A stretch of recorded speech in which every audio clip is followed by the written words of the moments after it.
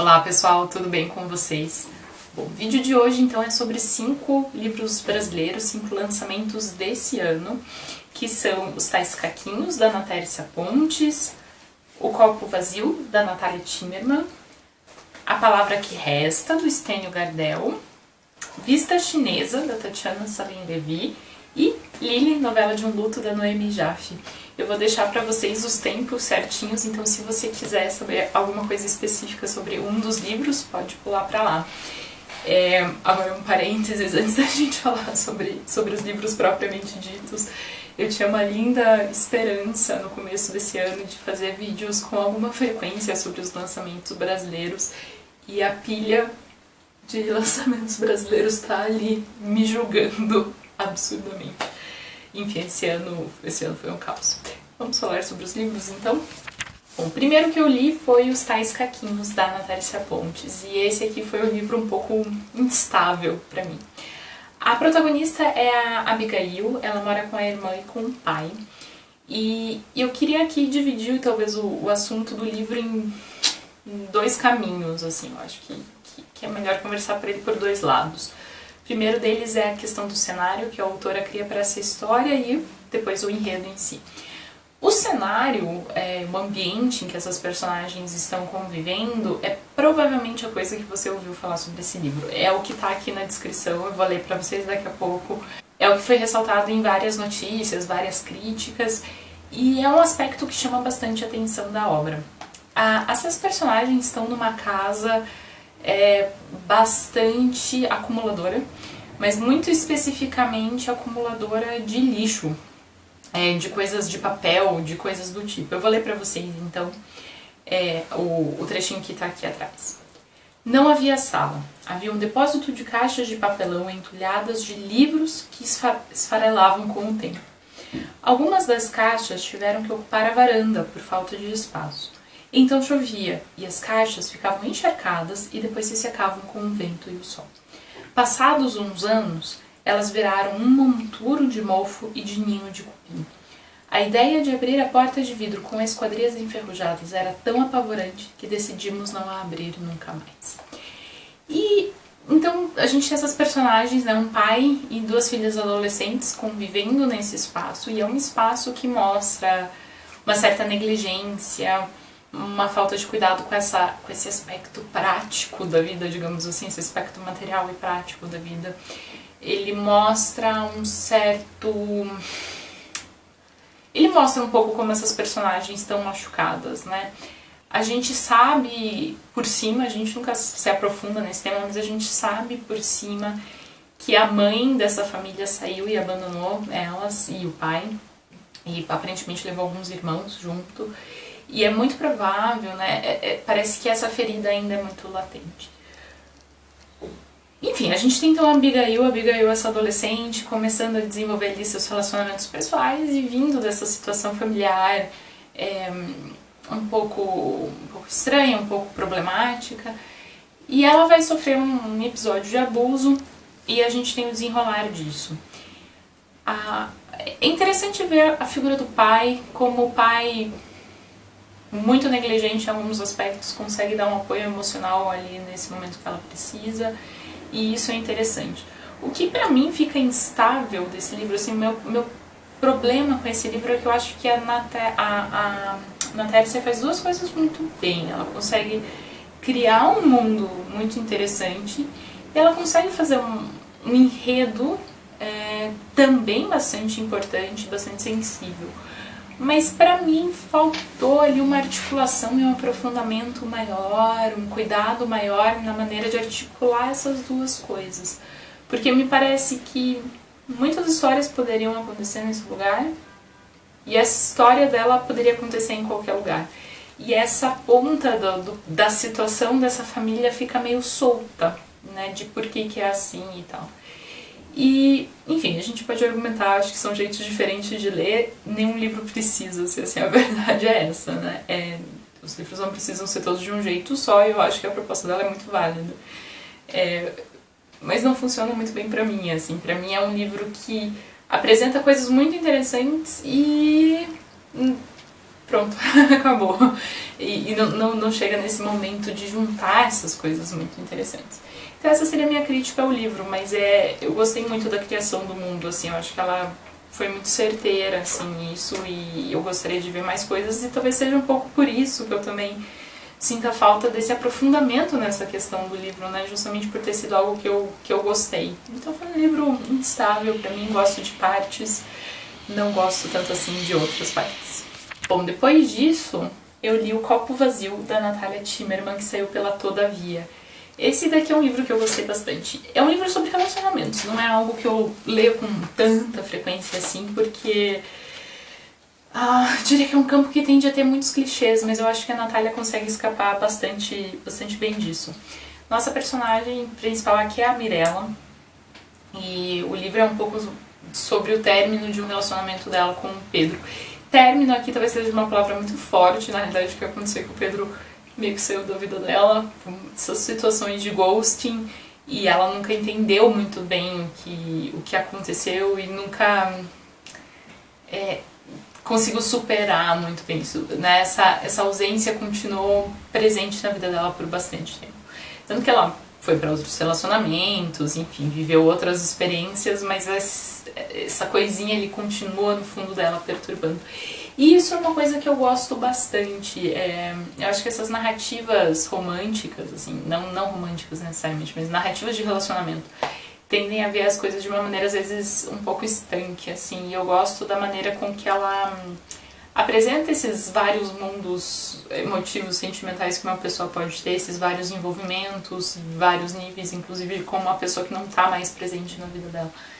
Isso não quer dizer que essa desconexão emocional aconteça imediatamente, mas o fato dela ainda ter essa conexão sentimental também não impede ela de viver outras coisas. E eu gosto muito dessa construção, eu gosto muito como a Natália consegue construir isso tudo. É uma personagem interessante, a narrativa tem não é tão cronológica assim, tem um antes, hoje e tal, que eu gosto bastante dessa brincadeira temporal que ela vai apresentando pra gente já nos títulos de cada capítulo e construindo essas várias experiências, assim. Então, é um livro interessante de relacionamentos e de fim de relacionamentos não bem concretizados, e é um livro que eu recomendaria para quem tá com vontade de ler algo assim. Bom, depois disso eu li o A Palavra Que Resta, do Stênio Gardel. Esse aqui é um romance que eu queria ter gostado mais. Na realidade eu acho que ele tem algo muito forte nele e algo que pode ser muito capaz de criar essa identificação de leitores e de leitoras e criar esses vínculos fortes, que é o enredo. Ele tem um enredo muito bonito muito poderoso, assim, então eu tenho certeza que muitos leitores vão ler, se identificar e ficarem apegados, e acho muito válido, porque realmente eu acho que esse é o ponto forte do livro. O que me incomoda talvez dele é um pouco a concretização desse enredo. Vamos entrar mais a fundo. Aqui a gente tem a história do Raimundo. Quando a gente conhece ele já é um senhor de idade, que tem 71 anos, e ele está aprendendo a ler. Porque ele quer ler uma carta que foi dada para ele quando ele era adolescente e que ele nunca leu na sua vida.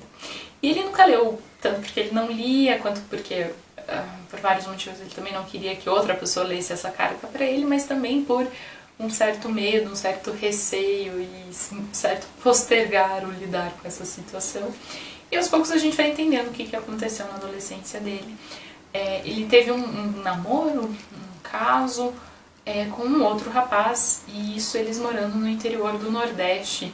E quando esse caso vem à tona, há uma reação extremamente conservadora e isso faz com que eles se separem, faz com que o Raimundo precise sair da cidade dele e ir para São Paulo, porque o lugar onde ele estava não era mais seguro para ele. E existe essa história de amor que foi abandonada nesse jeito, eles não conseguiram se despedir, nem nada do tipo. E, enfim, ele tá aos 71 anos, então, colocando uma espécie de fim nessa história, né, com a leitura da carta.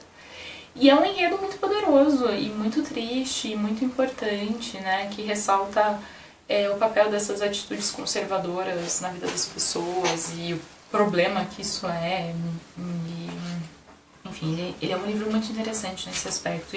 Mas no fim, pra mim, o que acontece é que ele fica muito dependente desse enredo poderoso e importante e acaba não desenvolvendo certos aspectos também. As personagens não são muito bem desenvolvidas, a questão desses sentimentos não são tão bem desenvolvidas, é tudo muito rápido, é tudo muito superficial. E é uma pena, porque a história merecia talvez mais recheio, assim, sabe? A história merecia mais detalhe, a história merecia mais cuidado, porque é uma história ótima, mas, enfim, ele até tenta criar um pouco um certo linguajar ali para essas pessoas e tal, e isso é legal, mas pra mim a ausência desse aprofundamento, a ausência desse cuidado é uma coisa que enfraquece muito o livro, na minha opinião, e é o que faz com que ele não funcione tão bem pra mim. Mas acho muito válido e entendo realmente que algumas pessoas vão desenvolver esse vínculo sentimental com esse livro, que é o que ele faz de melhor, e, enfim, ele valeria a pena por esse aspecto. Mas é um livro que pra mim foi ok, assim. Indo agora para um livro que provavelmente foi das minhas melhores leituras do ano, tá aqui o Vista Chinesa, da Tatiana Salem-Levy, publicado pela Todavia. E, gente, que livro! A Tatiana Salem-Levy já tem alguns livros, mas esse aqui é o primeiro livro dela que eu leio. E é um livro fortíssimo, fortíssimo, fortíssimo e incrível, e eu acho que todo mundo deveria ler esse livro. Ele é um livro difícil de ser lido porque ele é um tema bastante pesado. A gente tem aqui um relato em primeira pessoa de uma pessoa que sofreu um estupro. E é difícil, assim, extremamente difícil. É um livro que deixa a gente muito angustiado.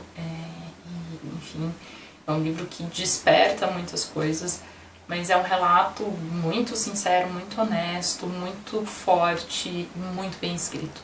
Então, acho que essa junção pra mim foi muito certeira. A história do livro é bem interessante porque aconteceu algo muito parecido com uma amiga da Tatiana Salem-Levy, e elas fizeram então essa espécie de entrevista, coleta de relato, e a partir disso a Tatiana Salem-Levy escreveu o livro. O livro se propõe como romance, né? Ele se apresenta pra gente como ficção, mas a gente tem no fim do livro a assinatura dessa amiga, né? Essa amiga pedindo para que seu nome apareça e assumindo essa história para si, apesar de eventuais alterações, né? Eventuais questões ali narrativas. Materialmente, em termos de texto, o livro é na realidade uma carta. Então essa narradora, né, tem 2 filhos, uma filha e um filho, e ela decide então escrever esse relato para os filhos, contando o que aconteceu com ela, para um momento eles lerem e saberem o que se passou com ela. Então ela começa, né, Antônia e Martim, meus amores. Enquanto vocês assistem a um desenho animado, eu me pergunto como começar essa carta.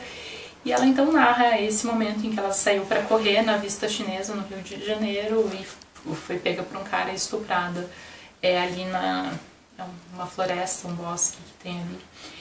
E precisou voltar para casa depois disso a pé, e enfim, todos os desdobramentos posteriores a isso, de ir na polícia, das pessoas não saberem lidar muito bem com a situação, o andamento da investigação, de tentar encontrar quem que foi, dessa tentativa de voltar à vida depois disso, voltar à vida com o marido, com os filhos, com o trabalho. Então ele é um livro muito poderoso, muito difícil, mas muito importante, muito bem escrito.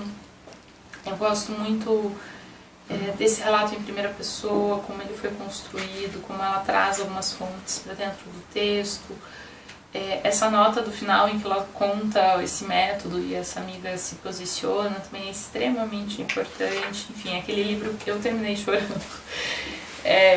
Completamente acabado, assim, não, apesar de ser um livro curto, não é aquele tipo de livro que a gente vai ler rápido por causa desse aprofundamento e dessa dor e tudo mais, mas é um livro que eu indico muito, muito. Bom, e o último livro de hoje, então, é o Lili, novela de um luto, da Noemi Jaffe, publicado pela Companhia das Letras. Esse aqui é um livro também muito bonito, e é um primeiro desabafo, um primeiro relato da Noemi Jaffe logo depois da morte da mãe dela. A mãe dela sobreviveu ao Holocausto, né? Passou um tempo no campo de concentração, veio para o Brasil e tem uma história muito bonita. Eu gosto muito de um livro da Noemi Jaffe chamado Que os Cegos Estão Sonhando, que é um livro que tem um diário da mãe dela durante esse período do Holocausto, e depois tem as reflexões da Noemi Jaffe sobre isso. E esse livro aqui, pra mim, é quase que uma conclusão daquele outro livro, no sentido de elas se aprofundam muito na relação entre as duas lá.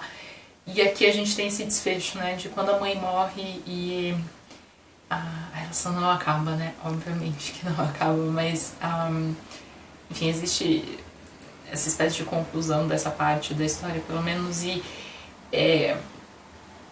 ela tá pensando tudo isso, né, como que é essa experiência, ela lidando agora com essa ausência e as coisas materiais que a mãe deixa pra trás e tudo mais.